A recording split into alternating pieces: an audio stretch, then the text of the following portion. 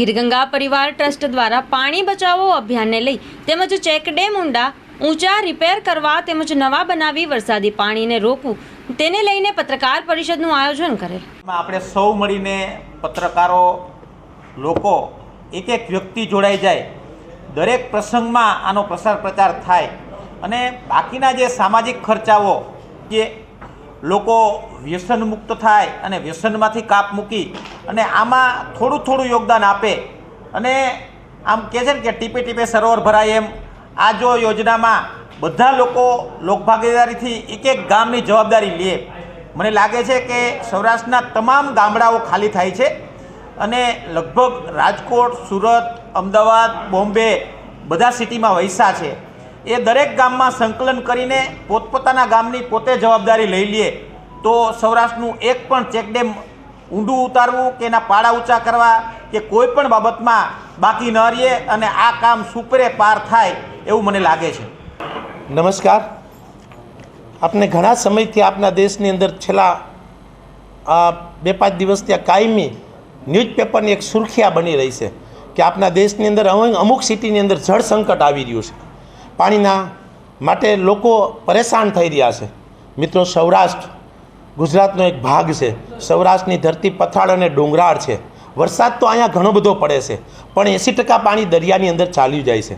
આ પાણીને જો રોકવું હોય તો ને એક માત્ર ઉપાય હોય તો ચેકડેમ।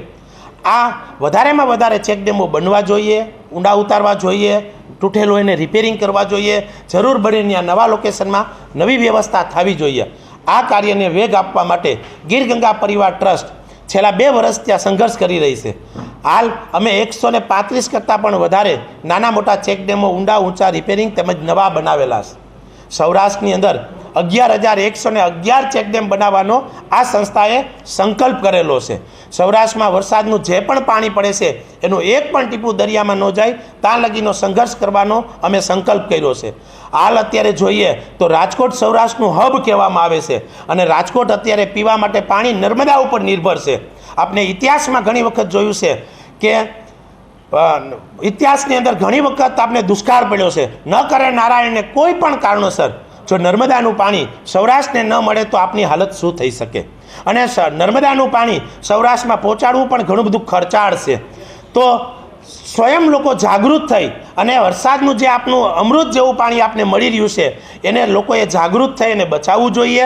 આ પાણીનો સ્ટોરેજ થાય એના માટે દરેકે પ્રયત્ન કરવો જોઈએ।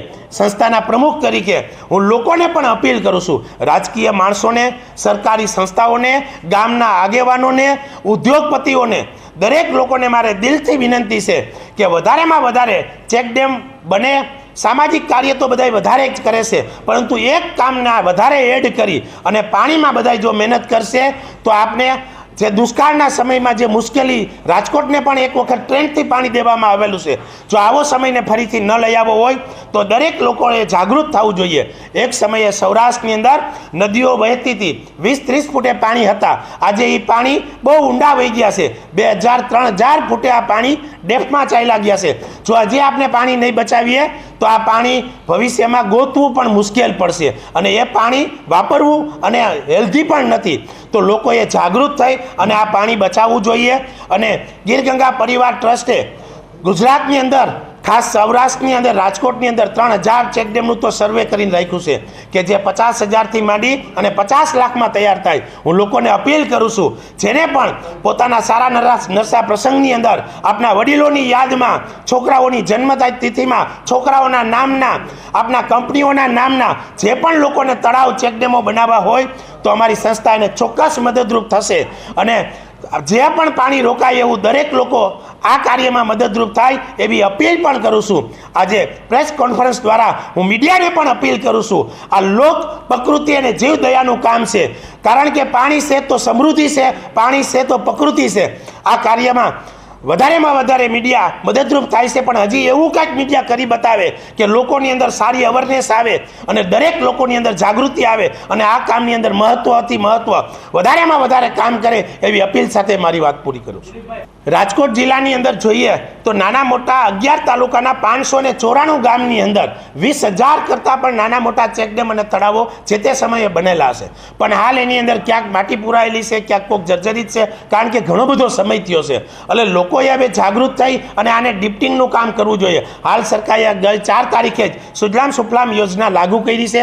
જે પણ લોકો આને સમજી શકે તો અત્યારે 30/5 લગી દરેક લોકો પોતાના ગામની અંદર સ્વખર્ચે પણ ડેમ ઊંડા ઉતારી શકે છે. હાલ ગીરગંગા પરિવાર ટ્રસ્ટ દ્વારા 135 ડેમનું કામ અમે લોકોએ પૂર્ણ કરેલ છે.